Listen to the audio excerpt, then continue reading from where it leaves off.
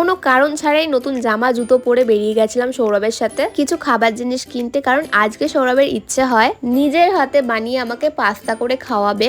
আমি ওর কোনো ইচ্ছাতেই বাধা দিই না, তাই চলে যাই ওর সাথে শপিং করতে, খাবার জিনিসগুলো নিয়ে আসতে। তারপরেও আমাকে নিয়ে গেছিল বাজারে কি সব কিনছিল জানি না, কারণ ও আজকে হোয়াইট সস পাস্তা বানাবে বলছিল, আর কি কি লাগে সেটাও আমি জানি না এই পাস্তাটা বানাতে। তারপরে না আমি ওর বাড়িতে এসে শুয়ে পড়ি, কারণ আমার প্রচুর মাথা যন্ত্রণা করছিল। শপিং করে হাঁপিয়ে গেছে, এসি চলছে, এসির তলায় ঘুমাবে টিভি দেখতে দেখতে, আর আমি এখন বানাতে যাবো একটা স্পেশাল খাবার তোর জন্য। টাটা। এ দেখো গাইস, ও কিন্তু পাস্তা বানাতে শুরু করে দিয়েছে, আর আমি শুয়েই ছিলাম ঘরে। বাট ঘরে যখন ও খাবারটা নিয়ে আসে তখন দেখি যে কর্ন দিতেই ভুলে গেছে, তাই আবারও পাস্তাটাকে নিয়ে গেছে রান্না করতে। আর এদিকে বেচারা পুরো ঘেমে গেছে। যাই হোক, নেক্সট ভিডিওতে তোমাদের সাথে শেয়ার করবো যে পাস্তাটার টেস্ট কেমন হয়েছিল। তার জন্য চ্যানেলটাকে এক্ষুনি সাবস্ক্রাইব করে নাও।